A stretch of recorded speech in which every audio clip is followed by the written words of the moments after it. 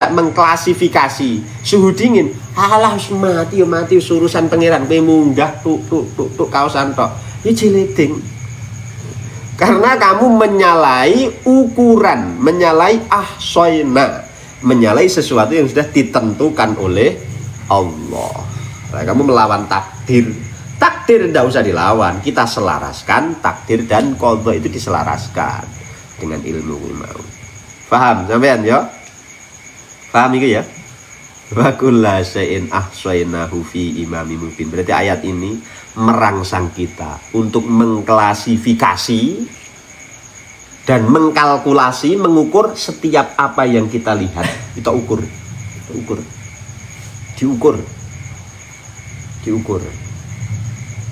Diukur gitu nih. 1 bulan pohon mawar itu tumbuhnya sekian senti. Bulan pertama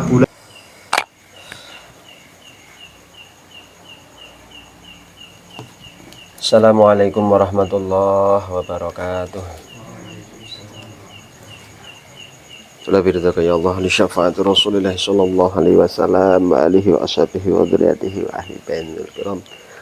Al-Fatihah. A'udzu billahi minasyaitonir rajim. Bismillahirrahmanirrahim. Alhamdulillahi rabbil alamin arrahmanir rahim maliki yaumiddin. Iyyaka na'budu wa iyyaka nasta'in ihdinas siratal mustaqim siratal ladzina an'amta 'alaihim ghairil maghdubi 'alaihim waladdallin. Amin. Itu kenapa? Kama qala Ibnu Abbas. Bismillahirrahmanirrahim. Qala al-musannif rahimahullahu ta'ala wa nafa'ana wa nafa'ani bi ulumihi. Amin. Kama qala kaya oleh dawuh sapa Ibnu Abbas radhiyallahu anhuma niku. Kama qala kaya oleh dawuh sapa Ibnu Abbas, Imam Ibni Abbas radhiya muga paring ridho sinten Allah taala Gusti Allah subhanahu wa taala anhuma sanging Ibni Abbas pangandikane fi sababi nuzuliha ing dalem sabab tumurune ayat wa naktubu ma qaddamu wa atharuhum.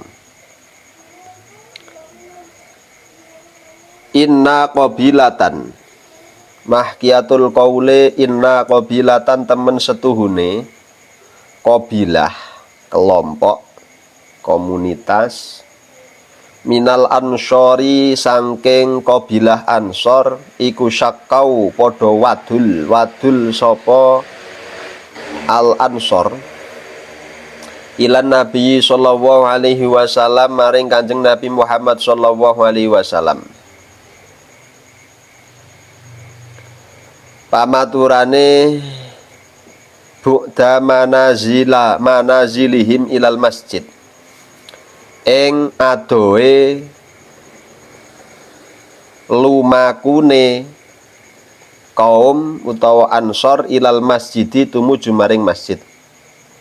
Wa aradulan padha karep sapa kabilah ayabnau ing yen to padha mbangun sapa kabilah buyutan ing pira-pira omah indal masjidi ing dalam sandingi masjid fa anzala tumuli tumurun apa hadhil ayatu ikilah ayat rupane wahya utawi ayat iku wanak tubu ma qaddamu wa atharuhum wanak tubu ma qaddamu wa atharuhum wanak tubulan nulis sapa ingsun ma ing perkara qaddamu kang padha.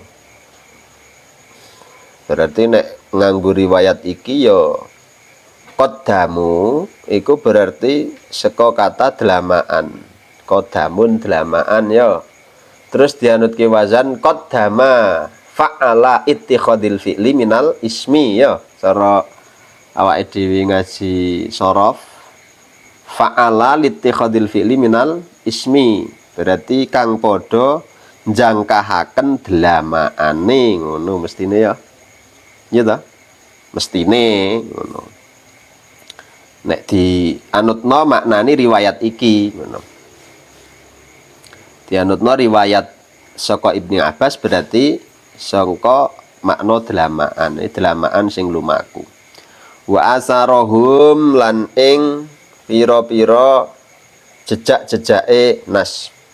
Faulima mongko den kinaweruhi min hadza sing ikilah qaul apa innaman temen setune wong ata kang nekani sapa man ilal masjidi maring masjid min makanin saking panggonan ba'idin kang adoh iku yakunu ana apa sawabuhu ganjarane man iku aqdama luweh gedhe miman tinimbang saking wong ata kang nekani sapa man min makanin saking panggonan qoribin kang cedhak. Kalau melihat dari riwayat Ibni Abbas bahwa sabab dari turunnya ayat wa naktubu ma qaddamu wa atharohum itu adalah pada saat kondisi kabilah dari kaum Ansor, satu kelompok dari orang-orang Ansor ini wadul maring Kanjeng Nabi. Omah kula niku tebih nek ajeng teng masjid ya Rasulullah pripun niki nek cara kita niki ndamel griya teng samping-samping masjid mriku pripun. Nah, matur Kanjeng Nabi ngono. Terus akhirnya tumurun ayat iki wa naktubu ma qaddamu wa atharahum. Wis aja-aja lah. Adoh apa-apa malah justru nek adoh iku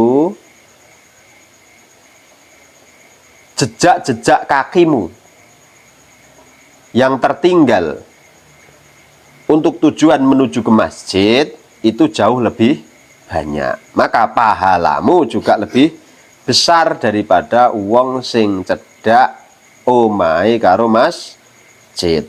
Kalau kita menuju masjid. Kama ruwiyah kama kaya keterangan ruwiyah kang den riwayataken apa ma'ani Nabi alaihi salatu wasallam saking Kanjeng Nabi Muhammad sallallahu alaihi wasallam. Dawuh Kanjeng Nabi bi ala ukhbirukum bima yamkhullah bihil khotoya wa tarfa'u bihid darajat isbaghul wudhu 'alal makarih wa kasratul khatawati ilal masjid. Ala eling to. Ukhbiru arep ngabari sapa ingsun kum ing sira kabeh. Eling-eling ya. Tak kabari kowe kabeh bima kelawan perkara kabar kelawan perkara yamhu kang bisa nglebur sapa Allah Gusti Allah to berarti ora bisa ya yamhu kang kersa nglebur mestine ya yamhu kang kersa nglebur sapa Allah Gusti Allah bi kelawan ma al khotoya ing pira-pira keluputan wa turfa'u lan den angkat bihi sebab ma apa ad-darajatu pira-pira derajat. Apa wujude mau bayane mau apa to isbaghul wudhu rupane siji nyempurnaaken wudhu alal makarihi ing atase pira-pira kahanan kang den sengiti wa kasratul khatawati lan akeh jangkahan ilal masjidi maring masjid wantidharus sholati lan menunggu utawa ngenten-ngenteni salat ba'das sholati sholat mau ing dalem sakwise sholat. Ini senada riwayat Ibni Abbas ini dan ayat ini senada dengan satu riwayat yang disampaikan Rasulullah Shallallahu Alaihi Wasallam ketika Rasulullah bersabda ala ukhbirukum bima yamhullahu bihi al khotoya. Ingat eling-eling ya nei informasi tak kabari tak genai ana perkara sing nyebabake Gusti Allah iku kersa menghapuskan kesalahan-kesalahan awake dhewe sehingga kesalahan kita terhapus dan setelah kesalahan kita terhapus diangkat oleh Allah derajatnya kita tinggi-tinggi. Apa saja itu? Satu, isbaghul wudhu alal makarih. Yang pertama adalah menyempurnakan wudhu pada saat kondisi kita tidak ingin melakukan wudhu. Nah, contohnya bengi-bengi adem wudhu karepe ming pisan-pisan limbaso sampean dibasuh sebanyak tetap 3 kali. Nah, ini termasuk berwudhu dalam keadaan yang kamu tidak menginginkan wudhu. Atau tajdidul wudhu juga bisa. Kamu masih punya wudhu tapi kamu pengen melakukan sholat lagi maghrib nang isya sampean isih duwe wudu kemudian sampean wudu lagi tajdidul wudu arep wudu meneh males jan duwe wudu kok terus kemudian kamu tetap melakukan wudu lah maka kamu oleh Allah Subhanahu wa taala kesalahan-kesalahan di ngapura dan diangkat derajat tinggi-tinggi. Mulane nek wong iku kok gelem daimul wudu, istimewa wong nih.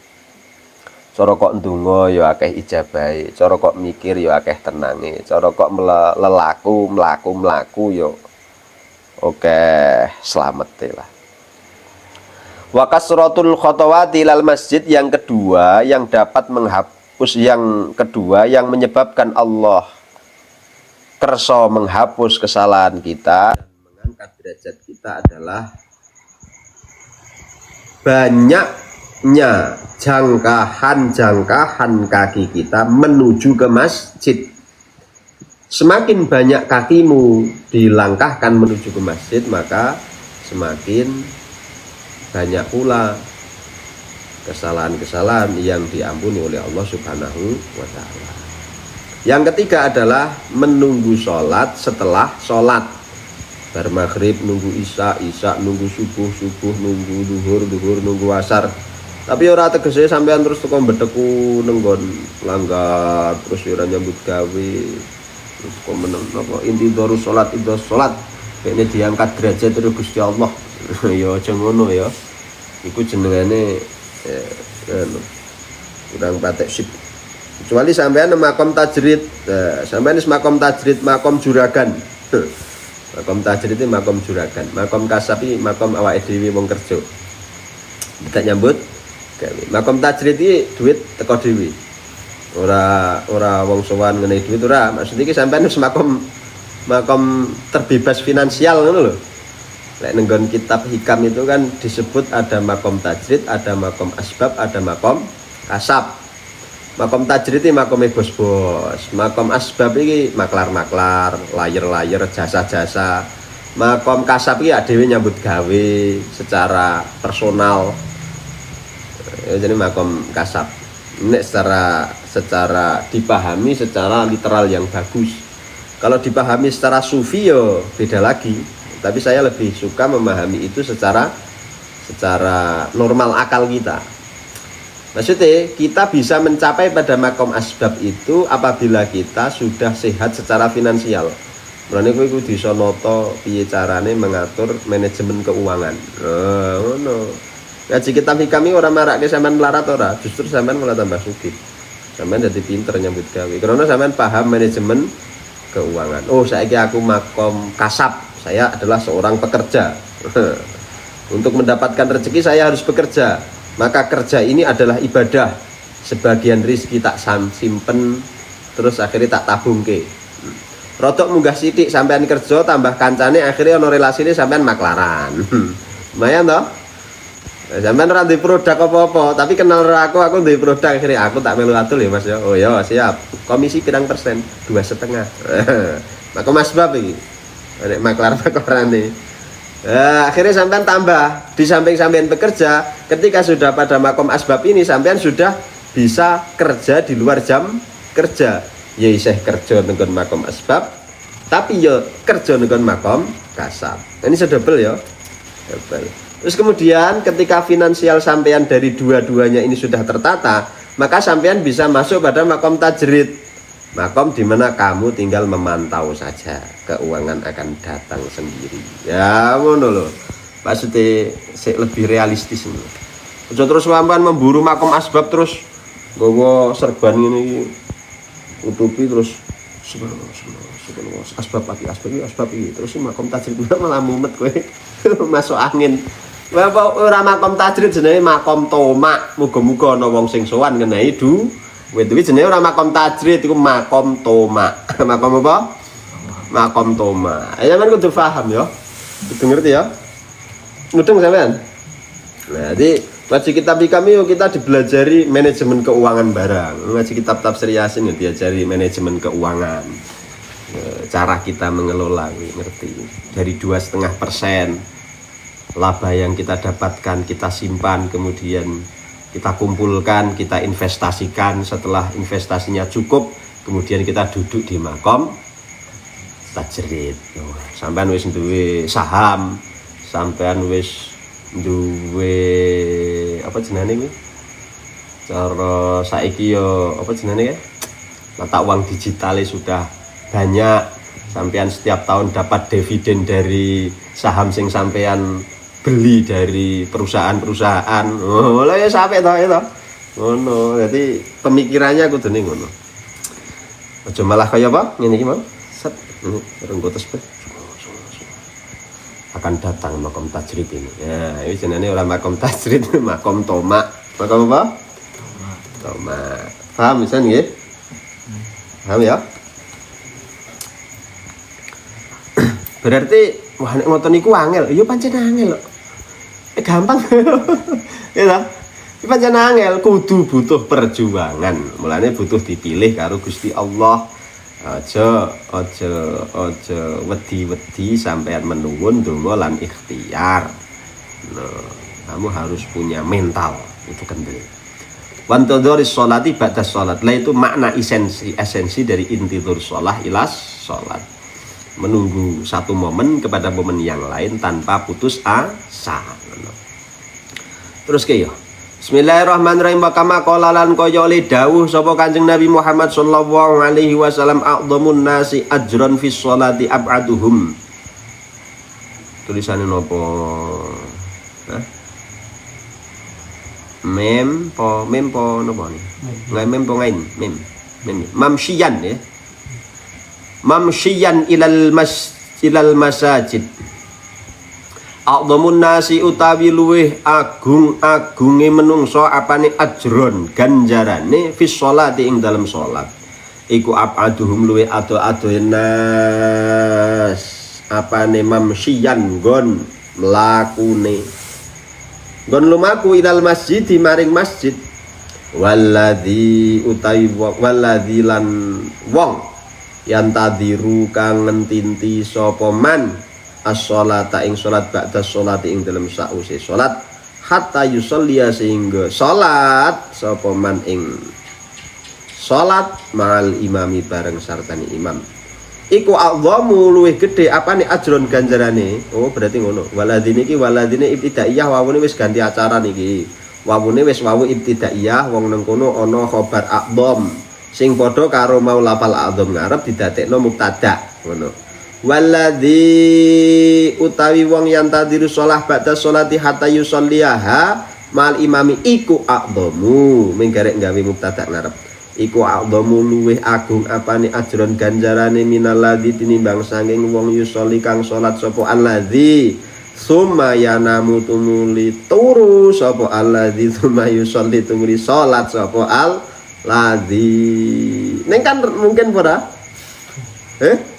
Coba sampai angan-angan hadis Kanjeng Nabi ini. Maknanya apakah seperti realita yang kamu jalankan nunggu sholat kepada sholat tanpa tidur? Tidak mungkin. Ini maknanya ini ya. Gede-gede nih ganjarane wong sholat yaiku wong sing sholat nang masjid tapi omai adoh. Tur sholat tapi tetep nang masjid. Ini ganjarane paling gede. Berarti cara nang desa kene sing omai paling adoh dhewe kuwi ganjarane sing paling gede. Waladzi yang tadiru as-sholat ba'da sholat. Yang kedua, yang mempunyai pahala, mempunyai value yang tinggi, mempunyai nilai yang mahal adalah orang yang menunggu sholat kepada sholat berikutnya sehingga dia bisa sholat dengan imam. Ini lebih besar pahalanya daripada orang yang dia sholat, setelah sholat dia tidur, kemudian dia sholat lagi. Sekarang kalau kamu intidharu sholat ila sholat tanpa tidur bisa enggak? Maghrib neng isya masih bisa. Isya neng subuh? Subuh neng luhur? Luhur neng asar? Kamu pengen sempurna? Satu hari satu malam wis dluyup.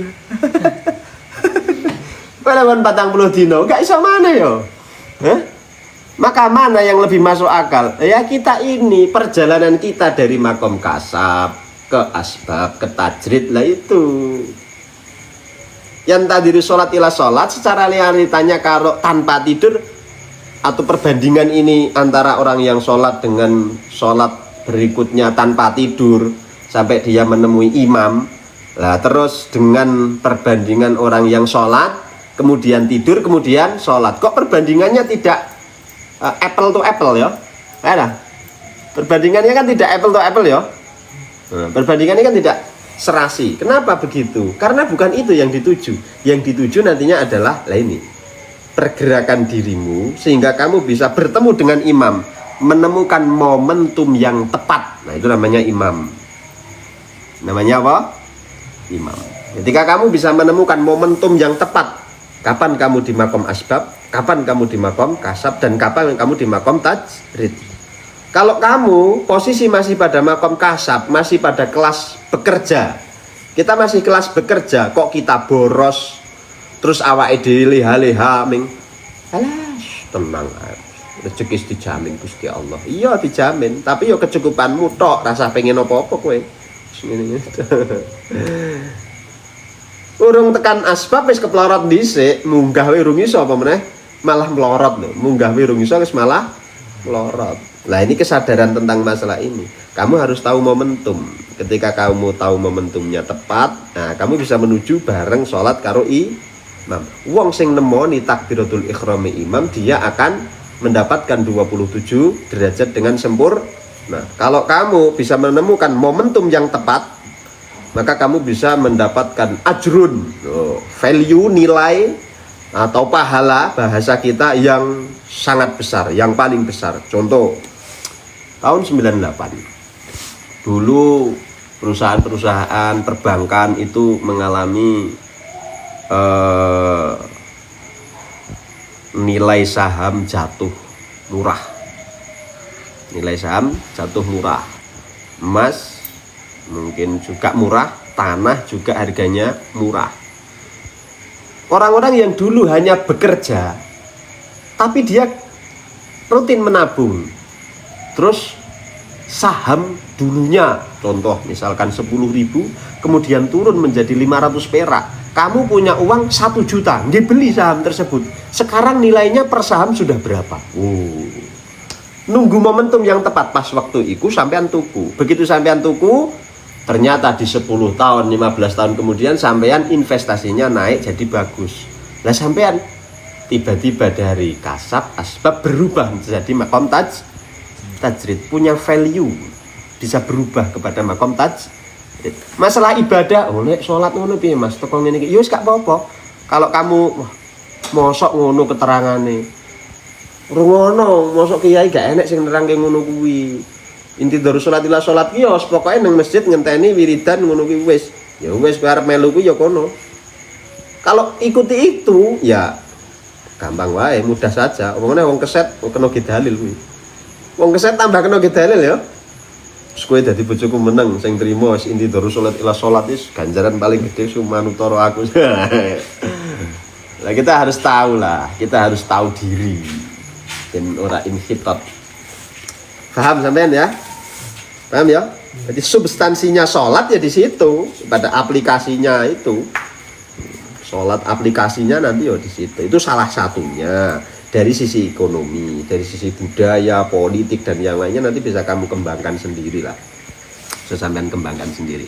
Paham tenan nggih? Warubiya lan den riwayataken fi tafsiri asarihim yakni ma taraku min sunnatin hasanatin sholihatin fa umila biha ba'da mautihim. Warubiya lan den riwayataken apa tafsiru asarihim, tafsir lafal asarihim apa yakni ma taraku min sunnatin hasanatin. Yakni jelaske sinten Allah ma ing perkara taraku kang tinggal sapa al maut min sunnatin sanging kelakuan hasanatin, min sunnatin sanging kelakuan utawa contoh hasanatin kang bagus sholihatun kang pantes. Fa'umila mongko den lakoni apa biasunnah ba'da mautihim ing dalem sak apa ma'ani Nabi sallallahu alaihi wasallam sanging kanjeng Nabi Muhammad sallallahu alaihi wasallam dawuh piye, man sanna sunatan hasanatan falu ajruha wa ajru man amila biha min ba'dihi min ghairi ayang qusa min ujurihim syai'un wa man sanna sunnatan sayyi'atan kana lahu kana alaihi wisruha wa wisru man amila biha min ba'dihi min ghairi ayang qusa min auzarihim syai'un. Manutawi sapane wong iku sana lamun nyontoni sapa man sunnatan ing contoh hasanatan kang bagus, falahu mongko iku tetep kadhe man ajuha utawi ganjarane sunnah, wajruman lan ganjarane wong amila kang lakoni sapa man biha kelawan sunah mau mimba di ing dalam sakwuse man min ghairi ayang uso saking tanpa yento sudo min ujurihim saking ganjarane man amila biha apa sayun suwiji-wiji wa manute sapane wong iku sana lamun nyontoni sapa man sunnatan ing conto sayatan kang ala kana mongko ana iku kalehi tetep ing atase man apa wisruha dosane sayiah wa wizru man lan dosane wong amila kang amal soman biya kelawan sayiah min badin dan sawise ban minulur di ayang kuso sanging tanpa yata sudo min auzarihim sanging dosa-dosane man ba'dahu apa sayun suwiji-wiji. Satu makna lagi yang dijelaskan di dalam kitab tafsir Yasin ini adalah lafadz wa asarihim. Wa asarihim ini mempunyai makna sendiri, duwe makna dewe. Jejak-jejak. Saya ono jejak-jejak arkeologi, jejak-jejak digital, dan yang lainnya. Mana toh? Jejak-jejak biologismu. Ada semua. Wa asarihim. Di sini apa toh? Ada satu riwayat yang menjelaskan tentang tafsir asarihim, yaitu ma taraku min sunatin hasanatin sholihatin fa'umila biha ba'da mautihim. Segala sesuatu yang ditinggalkan oleh orang sebagai bentuk perilaku yang bisa dicontoh oleh orang lain setelahnya, ini namanya asar atau jejak-jejak masa lalu yang bisa diteladani. Atau cara saiki awake dhewe ngelakoni perkara sing esuk nek awake dhewe mati iso ditiru. Ide apa? Ide. Sampean punya ide atau punya contoh, punya tinggalan. Man sanna sunnatan hasanatan. Ini senada dengan dawuh Kanjeng Nabi. Siapa yang sanna sunnatan, mencontohkan satu perilaku yang baik, kemudian ada yang mencontohnya, meniru, maka bagi orang yang membuat contoh tersebut mendapatkan pahala dari amalnya sendiri dan dari orang yang mencontoh, tanpa mengurangi pahalane wong sing nyonto, wong sing niru. Sing niru ya untuk ganjaran dewe, sing ditiru ya untuk ganjaran double. Ini hadis ini menuntut kita untuk kreatif. Kita punya ide dan kreativitas yang bagus. Loh. Kamu kalau punya ide dan kreativitas yang bagus sehingga bisa ditiru oleh orang lain, berarti ilmu yang aplikatif ya. Terus kamu kemudian mati, maka apabila kreasimu itu masih terus berlanjut diamalkan, kamu mendapatkan pahala dari kreasimu sendiri dan pengembangan setelahnya. Untuk ganjaran. Untuk apa? Untuk ganjaran. Iki kaya sistem nganu. Kaya sistem apa jenenge? Apa kae? Hak cipta lho. Sampeyan ngerti hak cipta kan? Paham hak cipta ya? Jadi maka kamu seharusnya memberikan royalti kepadaku, kan ngono ya? Sekalipun kamu rubah aransemennya atas izin saya, ngono. Tapi nek Gusti Allah, kamu tidak perlu membayar royalti kepada yang punya ide. Ngono lho. Perbedaannya ning ngono. Kalau dalam sistem kepemilikan hak cipta itu kamu harus membayar royalti kepada yang memiliki karya, yang mempunyai sana sunnatan. Tapi kalau dalam perihal agama, kamu tidak harus memberikan royalti. Namanya sampean tak ulang ngaji, iso maca kitab tafsir Yasin faham betul, ya toh? Faham sampean paham betul. Terus kemudian sampean ajarkan kepada orang lain, kamu tidak perlu membayar royalti, aku ora perlu. Kamu tidak perlu membayar royalti. Umpama sampean terus pinter terus jadi pembisnis, Terus sampean utawa sampean dadi pendakwah sukses untuk duit akeh.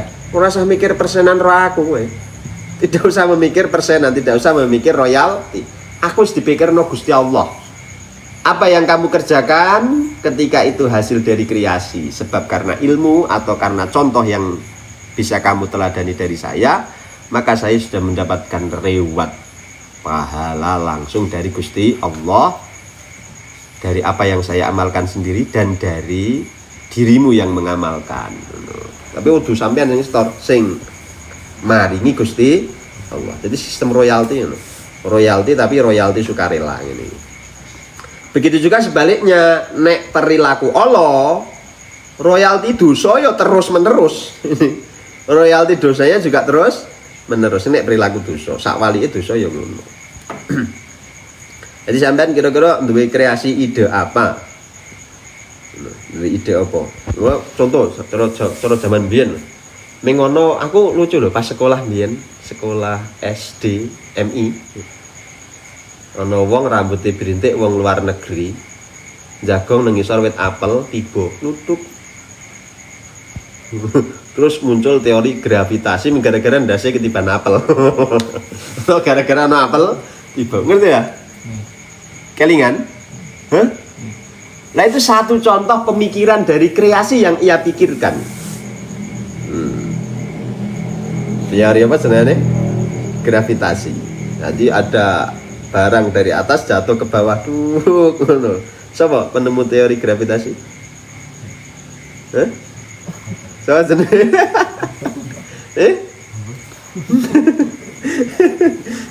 Teori Darwin. Oke sebenarnya sing manusia kera. Kuwi wae sing. Nah, ini contoh ya. Setelah itu kemudian ada lagi teori yang dari gravitasi itu kemudian berkembang menjadi teori relativitas. Kemudian gerak dalam ruang dan yang lainnya. Lah ini semua kan hasil dari mansanna sunnatan hasanatan. Lah kamu punya kreasi apa? Kamu punya kreativitas apa? Dalam perilaku atau dalam pemikiran, memahami sesuatu sehingga bisa dimanfaatkan oleh orang banyak. Dengan adanya itu akhirnya kamu bisa mengukur jarak, terus bisa mengukur jarak tempuh, bisa mengukur segala macam lah sing sampean pahami pas mbiyen sekolah. Nah ini namanya mansanna sunatan hasanatan. Sekalipun nanti aplikasinya ada yang untuk maksiat, ada yang untuk kebaikan karena ini sesuatu yang netral. Tapi kalau dalam hal agama mestinya kita akan memilih. Mestinya kita akan memilih. Apabila kamu sebagai ilmuwan, kemudian kamu adalah orang yang Islam, maka kamu akan memilih mengemukakan ilmu, memberikan ilmu yang nilai madorotnya sangat sedikit.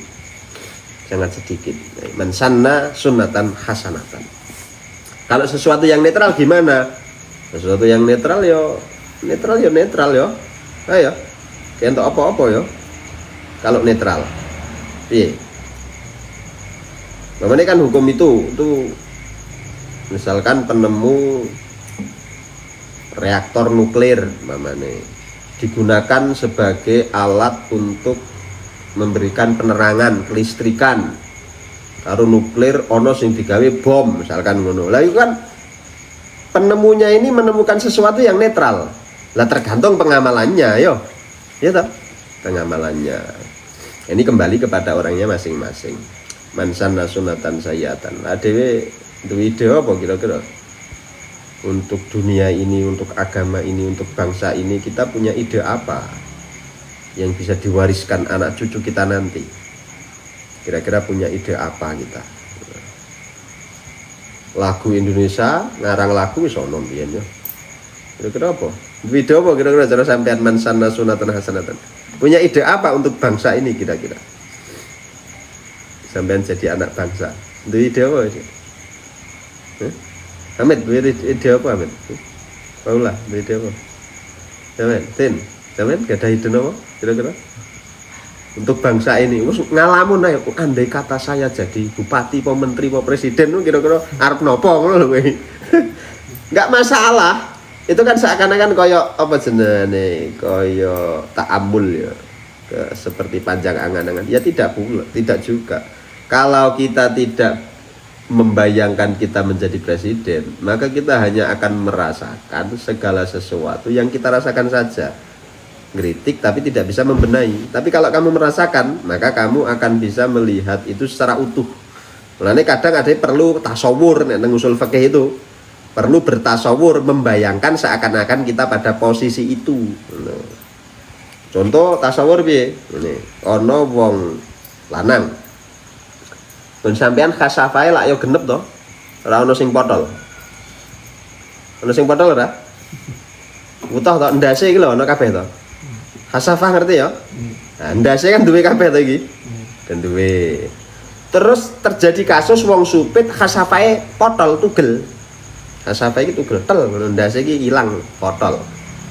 Tasawure wong ahli usul fikih, mereka akan berkata begini. Ilajul hasafah nglebokke dzakar nenggon farji. Syarate wajib adus iku sempurnane khasafah mlebu. Nek mingke seprapat urung wajib adus kan.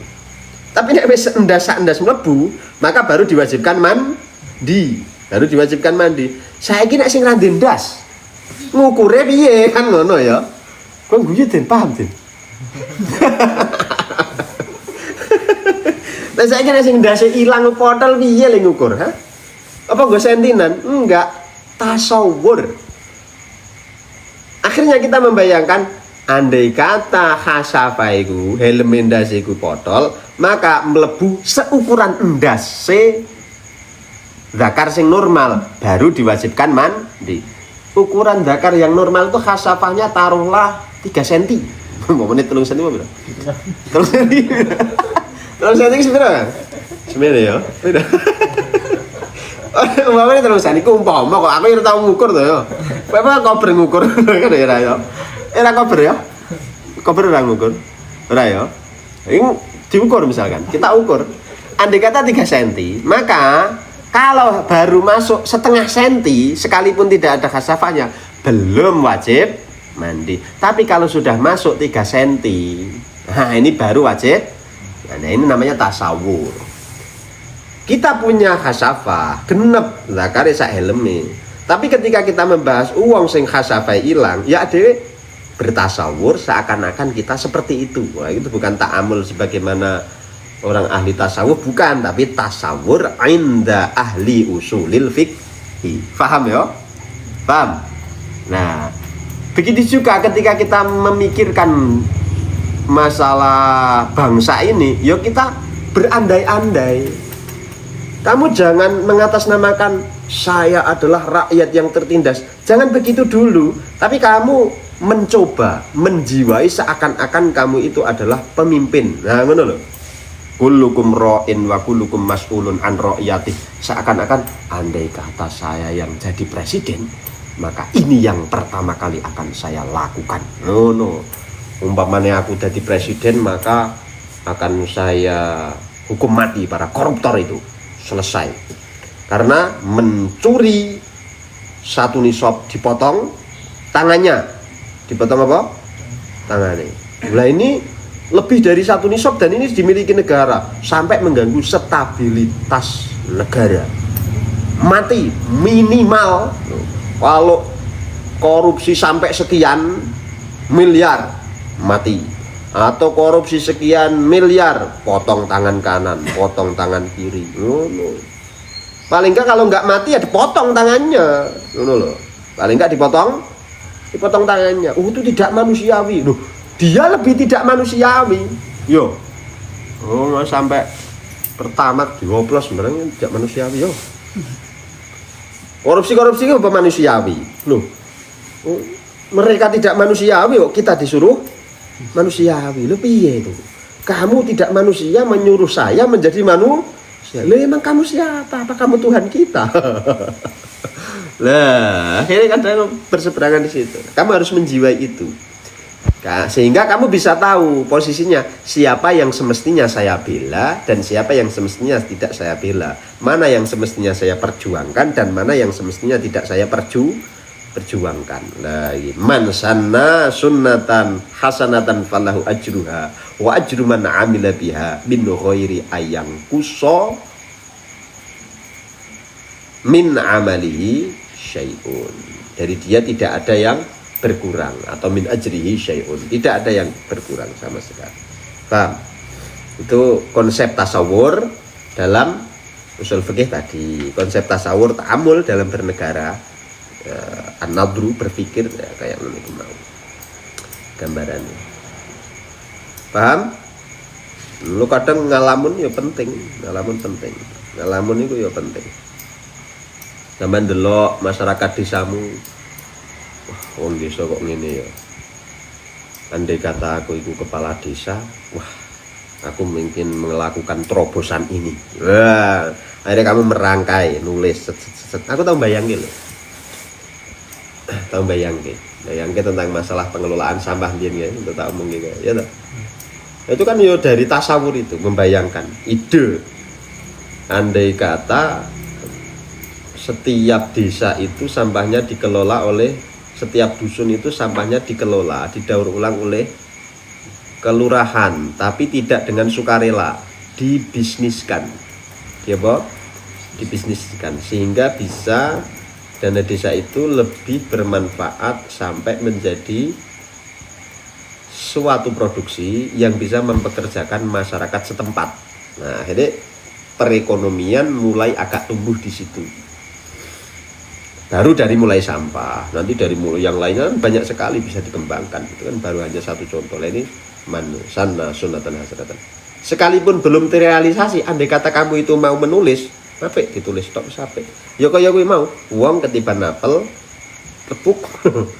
Oh, berarti kalau ada sesuatu yang jatuh dari atas ini karena ada gaya tarik dari bumi, ada magnet gaya tarik dari bumi. Nah, ini tak namakan teori gravitasi. Ya. Ngono ya. Terus akhirnya wong sing buri-buri ngukur ukuran semene kan berkembang terus ya. Berkembang terus. Nah, akhirnya iso asarohum. Disinilah asar. Napa kok tak terangke itu? Karena ini wanak tubuh qaddamu wa atharohum, jejak. Kalau tak eling-eling. Ini kan masih mentafsiri tentang masalah asar toh? Mentafsiri tentang masalah jejak-jejak. Berarti kita memahami jejak-jejak arkeologis, jejak-jejak keilmuan, jejak-jejak digital, jejak-jejak biologis dan lainnya. Nah, itu jejak-jejak itu seperti itu tadi yang saya sampaikan gambarannya. Kita bisa golek itu lah. Tapi nek mikir ganjaran, adewe kita mencari ganjaran akhirat sebagaimana yang sudah berlaku, ya wis lah karepi wae lek mlaku nang masjid sing adoh. Mlaku masjid sing adoh. Kadang mulane kadang ana sing lucu. Kadang ana sing lucu, Kene duwe masjid, ya.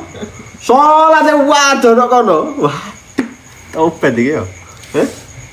Iki tobat ngene iku. Kaya dene siapa yang berjalan menuju suatu tempat yang dimana tempat tersebut dikaji ilmu,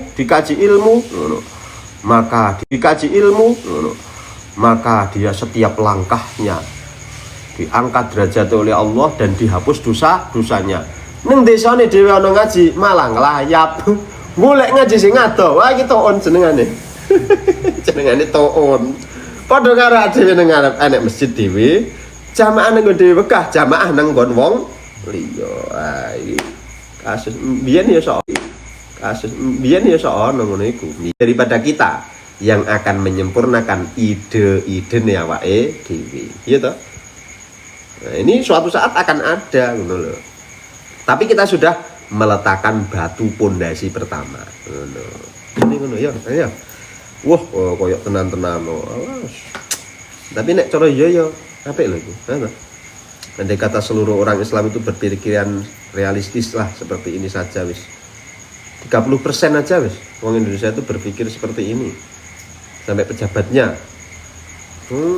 Pejabat artis krungu hadis umroh karo haji mabrur. Wong sing haji dosane di ngapura karo Gusti Allah saiki tak maksiat sakake-akeh, saiki tak korupsi sakake-akeh, saiki tak nyolong sakake-akeh, terus pendak tahun umroh. Alah wis di ngapura dosane impas mbahmu ya pikirmu. Yo gara-gara disesali pahala ae. Maka kadang perlu pahami segala sesuatu itu dengan realistis, dengan sesuatu yang normal, yang paham dulu. Nah, mungkin ini pola pemikiran awal kita, sekalipun ide kita itu belum sempurna, sebagai pancatan awal. Suatu saat nanti mungkin anak cucu kita akan lebih cerdas, lebih pinter, lebih ngerti cara memahaminya, sehingga bisa lebih maju dan lebih hebat. Dan ngono ya, disempurnakan ide-ide ini, disempurnakanlah cara berbangsa dan bernegara ini, mengelola negara ini, mengelola sumber daya alam kita sendiri. Saya iso ini sing enom kok saumuran awake dhewe mikir ganjaran, tidak mikir cara mengelola alam. Repot. Seumurku misalkan aku mikirnya ganjaran terus. Sing arep mengelola alam sapa? Ngundang dicolong wong ngamuk. Awake dhewe kan ngelola dhewe wegah, males-malesan. Ya lucu, hah? Lucu gak? Lucu dah? Lucu berapa? Lucu ya lucu. Dhewe dalile lillahi ma fis samawati wa ma fil ardi ngono. Iya toh? Tapi dipek wong ra oleh, giliran dinengke wae. Giliran apa jenenge ra ono sing ngepek, kon ngelola wegah. Akhirnya terbengkalai. Loh piye? Kita harus berpikir yang realistis loh, yang normal. Harus berani bersaing loh. Muda, kamu harus cari ilmu. Ojo golek berkah. Berkah keri-keri ae. Gampang. Angger pinter yo ngalim yo berkah. Wis. Sampe mikir berkah, penting ngalim berkah, pinter berkah. Sampe maca kitab keliru, kadang yo repot itu yo. Macane keliru, akhirnya engko ya keliru. Nek nang Quran keliru fatal lho. Fatal dan Quran contoh kok sampai keliru. Quran sampai keliru ya fatal. Innama yakhsyallah min ibadil ulama. Kok keliru ning ngarokati, rope keliru. Malah kewalik ya. Innama yakhsyallah habahu min ibadil ulama. Apa ulama nek sampai kewelek harokate keliru, malah Gusti Allah sing wedi engko. Innama yahsa angin mestine wedi sapa Allahu Gusti Allah min ibadi saking pira-pira kawaline Gusti Allah al ulama ing ulamae. Ya malah Gusti Allah wedi ro ulamae. Ha iki gara-gara keliru ning harokati.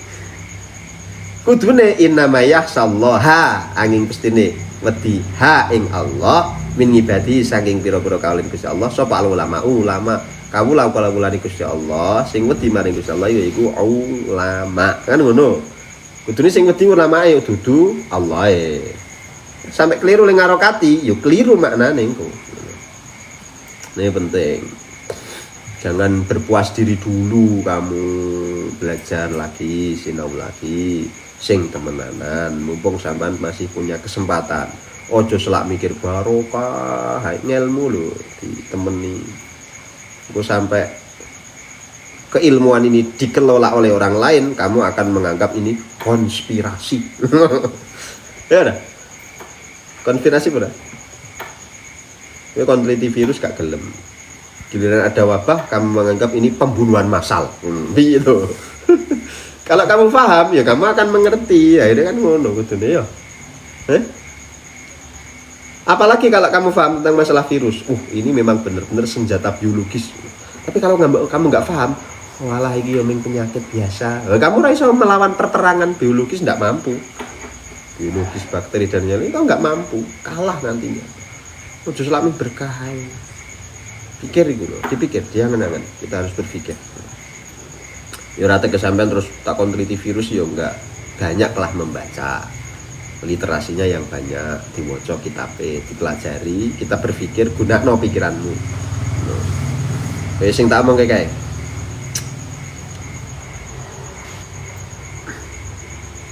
kamu harus percaya pada kebenaran, dan kebenaranmu atau keyakinanmu harus bersandar pada kebenaran. Kudu bersandar kepada kebenaran loh. Sesuatu yang benar itu sampai tidak nek ora ya engko dadi ngono iku mau berlebihan.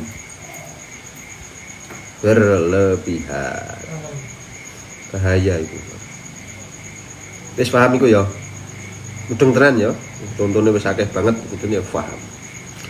Ora paham yo nek ana sinyale sok puter meneh videone. Wa kullu sayna fi imamin mubin. Jaminan. Jam berapa? 22.51. Oh, sedikit meneh. Bismillahirrahmanirrahim. Wa kullu syai'in ahsaynahu fi imamin mubin. Wah, apik nah itu. Iki jos tenan iki kan. Ayat iki istimewa masyaallah. Keren iki ayat iki. Wa kullu syai'in lan ing saben-saben suwiji ahsayna ngitung sapa ingsun hu ing syai' utawa ngreksa sapa ingsun mengkalkulasi mengklasifikasi ahsayna maknane hu ing syai' fi imamin ing dalem pokok mubinin kang pertelo ai hafadna tegese ngreksa sapa ingsun hu ing syai' wa adatna lan ngitung sapa ingsun ing syai' wa bayyana lan jelasaken sapa ingsun ing syai' bener bayyana nggih fil lauhil mahfudhi ing dalam lauhil mahfud yakni negesi sapa Allah laisa ora ana apa sayun suwi-wiji niku makhfiyan den samaraken an ilmina saking ilmu ingsun Allah wa kulla syai'in ahsaynahu fi imamin mubin. Pertama, sampean ngerti kul iku ada kul kulliyah, ada kul juz iya.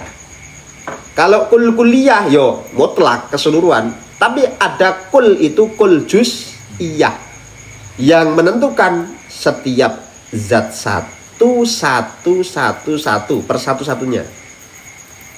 Jadi perinciannya ini juz'iyah nantinya. Misalkan kullu mauludin yuladu alal fitrah. Kuliah apa juz'iyah? Keseluruhan bayi, keseluruhan dari siapapun dia terlahir, maka seluruhnya yuladu alal fitrah.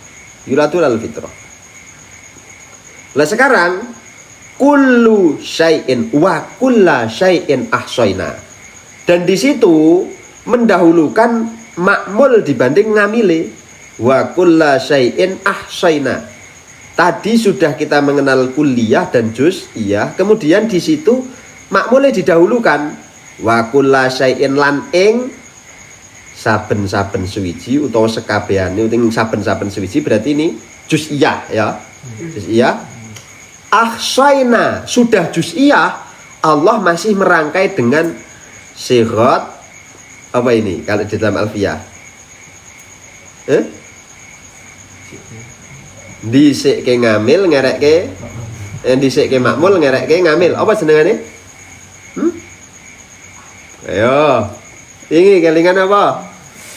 Apa? Apa ini? Dieling-eling. Bawa buka si alfiae. Mumpung kurung keliwat adoh.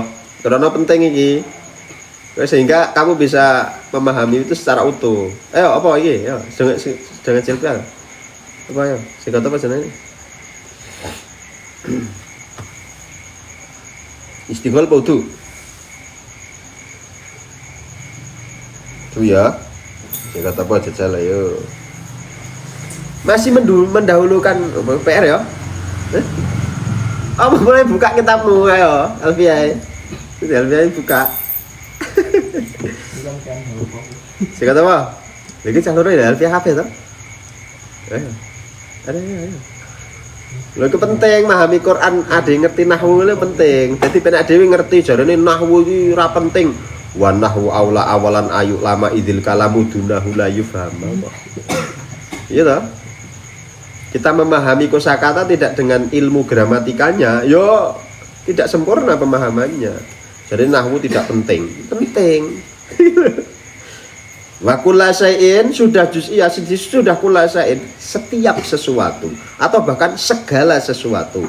Atau ahsayna ngono isih ngamili dikerekne hu ing kulla syai' fi imamin mubin. Kokoh sekali kalimat ini. Segala sesuatu pada setiap sesuatu itu makmulian dadi loro ya. Makmulnya dadi pira? Satu makmul berupa lafadz dohir, yang kedua adalah makmul berupa lafadz isim dhamir ghaib sing rujuk maring makmul sing mau wis didingamali karo ngamil sing dikerekno. Dua, satu entitas yang terlihat dan satu adalah dhamir eksistensi yang belum bisa kita lihat. Tapi dua-duanya ini terukur, ahsyaina, terukur, terstruktur, terkalkulasi, apa jenenge Mang? Apa namanya? Terklasifikasi loh. Diperinci-perinci, yo diukur, yo tepat lah. Contoh sampean meripat sampean kedep-kedep gitu. Tik tik tik tik tik tik tik tik ini. Tik tik tik tik tik kedep. Terukur bareng iki ya. Wa kullu syai'in ahsayna fi imam ini memahami ini dulu secara kulasai ini kudu sing bune. Hu iku nanti nang lauhil mahfuz, bune. Kulasai ini yang kita rasakan saat ini. Sampean tek tek tek tek ngene. Sampean anteng tak sipuke apa jenenge? Kertas cilik ngingetke aku tak balang set. Sebelum apa jenenge? Sebelum kertas iki tiba ning kon mripate sampean set ngene ta. Set ngene. Iki mripate sampean wis marep sik tek ngono rek, tek ngono. Lha lebih cepat kedepe mripate sampean daripada kertas sing tiba. Sehingga tek set. Utawa sampean ndelok kucing karo ula. Kucing kae ono nggodho ula dolanan ula. Set set set set. Ulane set kucingi lompat luwih cepet set. Wa kullu syai'in ahsaynahu fi imamin mubin. Setiap segala sesuatu yang ada ini sudah ada ukurannya. Sudah ada ahsaynanya, sudah ada klasifikasinya. Kucing kecepatan geraknya sekian, ular kecepatan geraknya sekian, singo kecepatan geraknya sekian. Lah mulane kowe iso ngerti. Nek aku diuyak singo kudune kecepatan berlariku piro. Wah. Kowe ngerti. Nek aku ora iso melayu secepat lebih cepat daripada singa, kok aku doyak singo mati. Maka kamu harus kamu harus fi imami mubin, kembali kepada kekuatan selain berlari, menggunakan kekuatan akalmu, Allahil mahfudmu, kekuatan akalmu. Nek melayu kalah aku karo singo. Tapi nek aku iso gawe bedil, singo ngoyak aku tak dor mati ndekne. Wa kullu syai'in ahsaynahu fi imamim. Nanti kita harus belajar mengukur, diukur sampai mengukur kemampuan diri, mengukur kemampuan yang kita hadapi lawan kita, mengukur segala sesuatu yang ada. Aku tuh ngerti ya nih. Mereka tak omong no to. Ayat iki apik tenan, hebat tenan, juwos. Wa kullu syai'in ahsaynahu fi imamin mubin. Masya Allah, ya Allah. Ay hafadna wa adadna. Ya sudah segitu, dihitung segitu. Wa bayyanahu fil lauhil mahfuz, dan itu sudah dijelaskan di kitab induk. Nah, kalau kita maknani secara keimanan ya ngene. Segala sesuatu yang terjadi itu sudah tercatat di lauhil mahfuz. Nah, wis ngono kuwi tok. Terus kamu menerima saja, ya sudah. Nah, aku doyak singo mati, sudah tercatat di lauhil mahfuz. Ngono, gelem? Gelem? Gelem mana sampean? Saya hidup di tengah hutan. Sampean urip nang tengah hutan, tidak ada listrik, tidak ada apa-apa. Sampean urip nang kono. Apakah kamu hanya menerima begitu saja? Alah, semua saya hidup di sini dan seperti ini dengan nasib seperti ini. Ini ya sudahlah, ini sudah tercatat di Lauhul Mahfuz. Kita tidak bisa apa-apa. Allah sudah menentukan semuanya. Ya sudah. Kamu mau menerima begitu saja? Arep nampa ngono wae. Ya mati sampeyan tengah hutan. Udan badai kademen. Selesailah kamu. Tapi wa kulla syai'in ahsayna. Sigote iki lho. Kata-katanya itu sudah wa kulla syai'in dulu ahsayna hu. Nah, ini pentingnya ngaji balaghah, ngaji nahwu jane ngono. Nek sinau, tak sinau ini terus sampai saiki, mulane aku cek tekan saiki urung wani pidato janjane mergo cek sinau ngene iki. Wa kulla syai'in ahsayna fi imamin mubin. Jadi kalau kamu hanya fi imami mubin itu langsung di lauhil mahfuz, ya sudah selesai. Tapi kalau kita memahami itu dari kula syai'innya dulu, segala sesuatu terukur. Oh, berarti suhu dingin di hutan pada saat saya di hutan itu seperti ini. Makanya aku arep camping, aku arep mendaki, apa yang perlu kamu persiapkan? Satu, termasuk tas ransel, terus penghangat tubuhmu. Saiki musim dingin sekian, berarti kalau di ketinggian sekian suhu dinginnya sekian, maka saya harus membawa jaket sekian yang tebalnya. Tebalan jaketku kudune semene. Nek kowe ngeyel ora ahsayna, tidak mengklasifikasi suhu dingin, alah mati urusan pangeran, kowe munggah tuk kaosan tok. Iki jileding. Karena kamu menyalahi ukuran, menyalahi ahsayna, menyalahi sesuatu yang sudah ditentukan oleh Allah. Nah, kamu melawan takdir. Takdir tidak usah dilawan, kita selaraskan takdir dan qadha itu diselaraskan dengan ilmu mau. Paham sampean ya? Paham iki ya? Wa kullu syai'in ahsaynahu fi imamin mubin. Berarti ayat ini merangsang kita untuk mengklasifikasi dan mengkalkulasi, mengukur setiap apa yang kita lihat. Kita ukur.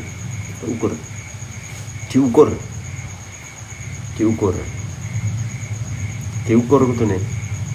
1 bulan pohon mawar itu tumbuhnya sekian senti. Bulan pertama, bulan kedua sekian. Bunga mawar ini akan tumbuh sekian bulan, kemudian berbunga pada bulan sekian. Berarti kalau saya nanam bunga pohon mawar saat ini akan berbunga sekian bulan kemudian. Nah, kan dihitung-hitung ya. Ini mbak hitung-hitung. Nah, itu nanti manfaatnya banyak sekali. Kamu bisa mengidentifikasi segala sesuatu, bisa mengkalkulasi segala sesuatu. Kowe arep panen kapan ngerti. Kamu tentang masalah pengen gawe puteran bisnis ngerti, pengen ngatur kesehatanmu ngerti, pengen ngukur awakmu dhewe yo ngerti. Setelah kamu ahsayna, setelah kamu kulla syai'in, baru ahsayna gehu. Segala ikhtiar sudah kita upayakan, baru hu. Biarlah Allah yang berkehendak atas segala sesuatu. Baru wis nggo jaket kandel, ya wis anget, ya ora dan badhe, ning kepleset jengkelit mati, ya wis pancen hu, ngono lho. Pancen hu, ngono. Pancen hu ahsayna hu, kamu masuk dalam lingkungan hu, lingkungan alam semesta. Masuk di situ. Wes masuk dalam takdir itu. Tidak selaras lagi tapi masuk dalam takdir, bukan menyelaraskan. Paham niki nggih? Paham ya? Mana nih? Wah, jangan sa ayat nek dipahami tenan, masyaallah, indai Al-Qur'an ini. Ya Allah ya Rabbi. Wis muga-muga lah dhewe. Senajan toh ya udu peneliti, senajan toh ya ora ngalim nemen-nemen ya standar-standar biasa kowe dhewe ngene iki. Muga-muga awake dhewe diparingi futur Gusti Allah, anak turunnya awake dhewe muga-muga diparingi ngalim, diparingi pinter, sholih, sholihah. Ngaji ya coba bosen, dhewe kudu sing semangat. Kudu berpikir, mikir ngono. Manusia. Assalamualaikum warahmatullahi wabarakatuh.